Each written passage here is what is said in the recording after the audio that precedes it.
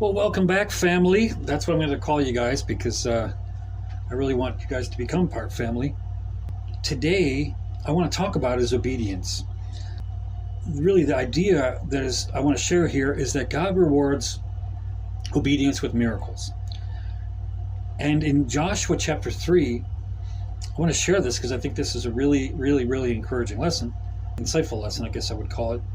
In Joshua chapter 3, starting in verse 2, it says, "After 3 days, the officers went through the camp, giving orders to the people. When you see the Ark of the Covenant of the Lord your God and the Levitical priests carrying it, you are to move out from your positions and follow it. Then you will know which way to go, since you have never been this way before. But keep a distance of about 2,000 cubits, which is almost a kilometer, between you and the Ark. Do not go near it." Joshua told the people, "Consecrate yourselves, for tomorrow the Lord will do amazing things among you." Joshua said to the priests, "Take up the Ark of the Covenant and pass on ahead of the people." So he took it up and went ahead of them. And the Lord said to Joshua, "Today I will begin to exalt you in the eyes of Israel, so they may know that I am with you as I was with Moses. Tell the priests who carry the Ark of the Covenant, when you reach the edge of the Jordan's waters, go down and stand in the river." Joshua said to the Israelites, "Come here and listen to the words Lord your God. This is how you are to know the living God is among you, and that he will certainly drive out before you the Canaanites," all these people. "See to it, see the Ark of the Covenant of the Lord of all the earth will go into the Jordan ahead of you. Now then, choose 12 men from among the tribes of Israel, one for each tribe. As soon as the priests who carry the Ark of the Lord of the earth, set foot in the Jordan, its waters flowing downstream will be cut off and stand up in a heap." So I'm going to skip down to verse 10 of chapter 4. It says, "Now the priests who carried the ark remained standing in the middle of the Jordan until everything the Lord had commanded Joshua was done by the people, just as Moses had directed Joshua. The people hurried over, and as soon as all of them had crossed, the ark of the Lord and the priests came to the other side while the people watched." What I want to share about is how Joshua had done everything that God had asked him to do. God spoke to him, gave him instructions, fulfilled the requirements of what God asked him to do. And he used this miracle of the Jordan being stopped. And I want to share something here because I was reading a commentary. This is a commentary in the Bible itself, and it says, well, there was in the Jordan Valley, there's been a bunch of known to have earthquakes, and it was probably some type of mudslide that had, stopped up the Jordan, and then eventually the Jordan broke through. It's kind of funny, and I want to share stories from my life where I've worked 20 years as an engineer in industrial applications, some facilities as large as 1 million square foot, which are pretty big facilities. I'd worked in places, that had to do with water supply and all that stuff, where I was in charge of certain parts of the plant where we had to supply water and all kinds of other, you name it, whatever, it could be anything, really, honestly. It could be carbon dioxide, it could be anything. So in the part of the plant where I worked, I was doing some work on different things. The water in the plant started behaving, it started misbehaving, I guess I would call it, but it started doing things that it wasn't supposed to do in some of the areas where I was working, in the pipes and doing different things like that. A lot of people would say that it acted in ways that science wouldn't agree with. And there were witnesses and people that I worked with that would agree that it was doing things it wasn't supposed to be doing.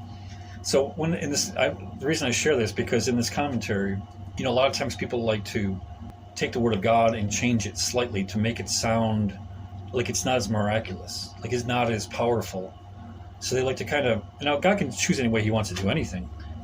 When I read that, God said that the water was sitting in heaps downstream, I believe it was heaps. Like, I really believe it was just piles of water sitting downstream that and that's the explanation, exactly as it's written in the Bible.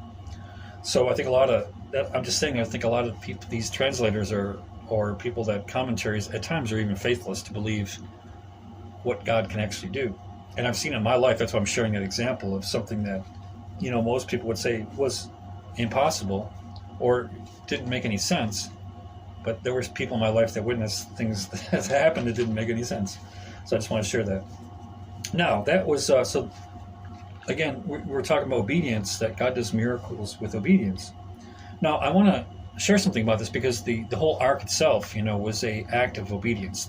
First of all, Moses had gotten these tablets, and that was on the mountain of God, where he was basically living for a while as a refugee, or as a what do you want to call it? He had murdered someone, so he's living as basically I don't know what the word for it is, but somebody who had killed somebody, and he's hiding. So basically, he doesn't want to get captured by the Egyptians. So God does a miracle on this Horeb as an act of obedience to Moses. He brings him back, and this is the first thing he tells him, that, hey, you're going to do this miracle. I'm going to do this miracle through you, is what God told him. And you're going to worship me on this mountain with the people, with all the Israelites. And sure enough, they did. And so the ark had the tablets that when God's people had crossed the Red Sea, the ark contained the tablets that Moses was given by God. So that was an act of obedience. And there was also, I think, Aaron's staff was something at the time they took in the tabernacle they considered holy, and along with manna. And I don't think it was in my best of my memory, I don't think it was in the Ark of the Covenant, but it was in the tabernacle. I could be wrong, but I'm just saying that as a statement. Anyway, so that was the obedience. There was an act of obedience, and the ark itself was just an example of obedience, but there wasn't necessarily power in the ark. The power was in the obedience, right? So let's go over to 1 Samuel chapter, and we're going to prove that by what I'm saying. In 1 Samuel chapter 2, starting in verse 12. You guys all, or many of you know the story of Eli, his sons Hophni and Phinehas, and then at the same time, Samuel, the little boy Samuel, whose mother Hannah loved him dearly. Eli took Samuel in. So, starting in chapter 2, starting in verse 12, it says, Eli's sons were scoundrels. They had no regard for the Lord.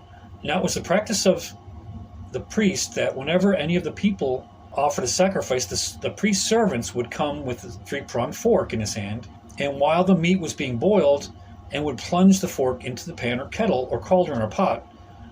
Whatever the fork brought up, the priest would take for himself. This is how they treated all the Israelites who came to Shiloh. But even before the fat was burned, the priest's servants would come and say to the person who was sacrificing, give the priest some of the meat to roast. He won't accept boiled meat from you, but only raw. If the person said to him, let the fat be burned first, then take whatever you want, the servant would answer, no, hand it over now. If you don't, I'll take it by force. The sin of the young men was very great in the Lord's sight, for they were treating the Lord's offering with contempt. But Samuel was ministering before the Lord, a boy wearing a linen ephod. And it goes on to say how much his mother loved him and do stuff for him, and which is great. And skip down to verse 22. It says, now Eli was very old, heard about everything his sons were doing to all Israel, and how they slept with the women who were serving at the entrance to the tent of meeting. So he said to them, why are you doing such things? I hear from all the people these wicked things of yours. And so he basically rebukes the sons. And so I want to talk really about the first instance here is why it was such a bad thing, is that the people, at this time, Shiloh was the place where people worshiped God. If I remember correctly, that's exactly where the ark was. And Jerusalem was, I don't think it was Jewish at this point, or was owned, was commanded by the Israelites.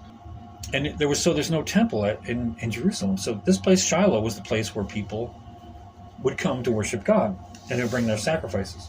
What was so wicked here was that there was a certain way of doing it. The priest had to eat boiled meat, but Eli's sons instead changed the rules, and they were like, well, they changed the rules of what God said, and they're like, just give us the raw meat. We want the raw meat. And so the people were actually worshiping God correctly. They were bringing to God's temple the right sacrifice. They would come there and they would offer their sacrifices in the right way, but the priests were evil. They were basically disobeying God, and they would tell the people something else instead of what, profiting off of it looked like, and doing things because the fat was considered a more desirable thing. So instead of burning it or boiling it, they would and boiling off the fat, they would or burning off the fat, they took it for themselves. And then on top of it, they were sleeping with the women at this place that was supposed to be a place of worship. That was where the ark was, a holy place, and they were sleeping with women outside the tent where God's people were supposed to be worshiping. So this is this would be disobedience. Okay, this is an example of disobedience. So let's go down to chapter 3, verse 19. Chapter 3, verse 19. It says, the Lord was with Samuel as he grew up, and he let none of Samuel's words fall to the ground. And all Israel from Dan to Beersheba recognized that if Samuel was attested as a prophet of the Lord continued to appear at Shiloh, and there he revealed himself to Samuel through his word. And Samuel's word came to all Israel. Now, if you go down to chapter 4, verse 3, it says, when the soldiers returned to camp, so they're basically, Israel goes, and the Philistines have been really pressing Israel hard. Israel goes to battle, and they bring the Ark of the Covenant with them. We're going to read starting in verse 3. It says, when the soldiers returned from camp, the elders of Israel asked, why did the Lord bring defeat on us today before the Philistines? Let us bring the Ark of the Lord Covenant from Shiloh so that he may go with us and save us from the hand of our enemies. So the people sent the men back to Shiloh, and they brought back the Ark of the Covenant of the Lord Almighty, who was enthroned between the cherubim. And Eli's 2 sons, Hophni and Phinehas, were there with the Ark of the Covenant of God. When the Ark of the Lord's Covenant came into the camp, all Israel raised such a great shout that the ground shook. Hearing the uproar, the Philistines asked, what is all the shouting in the Hebrew camp? When they learned the Ark of the Lord had come into camp, the Philistines were afraid. A god has come into the camp, they said. Oh no, nothing like this has happened to us before. We're doomed. Who will deliver us from the hand of these mighty gods? They are the gods who struck the Egyptians all the way. So basically saying that this is very serious here. So the Philistines, in verse 10, fought, and the Israelites were defeated, and every man fled to his tent. The slaughter was great. Israel lost 30,000 foot soldiers. The Ark of God was captured. Eli's 2 sons, Hophni and Phinehas, had died. So the point I want to make here is that they thought that the power was in the Ark. Even more impressive, what it says in verse 3, chapter 4, verse 3, 3 to 5, it says that with the Ark, the Israelites shouted so loudly that the earth rang with echoes. That's what it says here in one of the versions of the Bible. It says the earth rang with echoes. And so you think that Israelites would have won this battle. I mean, I've never heard the earth ring with echoes, but you would have thought that it would have gave them victory. But what was the reason? Why didn't they get victory? And we'll go down to 1 Samuel 4, we'll finish up here in 1 Samuel 4, 16 through 18. He told Eli, I have just come from battle. I have fled from this very day. Eli asked, what happened, my son? The man who brought the news replied, Israel fled before the Philistines, and the army suffered heavy losses. Also, your 2 sons, Hophni and Phinehas, are dead, and the Ark of the God has been captured. When he mentioned the Ark of the God, Eli fell backwards off his chair by the side of his gate. His neck was broken, and he died, for he was an old man, and he was very heavy. He had led Israel 40 years. And in verse 21, it says, one of Eli's sons, was going to have a baby, and it says that his wife, the wife of Phinehas, basically the glory had left. So she ends up dying. Eli's daughter-in-law ends up dying, and the baby is born, and they said the glory has left Israel. And so what was the cause of this? Really, the cause of it was the disobedience of Eli and his sons. You would have thought that everything was there primed for victory. They had the ground shaking, there was echoing in the earth, and all these things were happening, just like it had done with Joshua. Joshua had crossed the river, and they had a huge victory in Jericho. They marched the ark around Jericho, and the walls fell. The difference was the disobedience. That's why the miracles weren't done. And so I want to just encourage people today, and I don't, we all make mistakes. Nobody's perfect except Jesus, right? So the whole idea, the whole point is that to see the miracle, you have to be obedient. For a while, it looked like things were going good. It looked like they were going to have victory, but the problem was they weren't obeying up to that point. To everybody, it looked like they were going to have victory, but they ended up not having victory, and the glory of the Lord departed because of their disobedience. So the point is that it's like to make sure that whatever God's telling you, to obey it. Whatever God has put in your life, it's important that we really obey it. You don't have to be perfect. Don't have to do everything. There's no perfection, but it's just an act of obedience. Then God will do the miracles. He will do the miracles in your life, whatever you're asking God for, whatever you're waiting on God for, and to make sure that you have the right heart before God. You're doing the things that pleases the Lord. You're not disobeying the Bible in obvious ways and doing things that go against the Bible and that kind of thing. So I want to encourage you today. I hope this has encouraged you that God does want to do miracles in your life, and that as they're crossing over the water, as they're crossing over the Jordan on dry ground, it was because of their act of obedience. So I hope this encourages you to really be faithful, to believe, and to continue on and trusting whatever God has told you. So we'll talk to you soon. Thank you.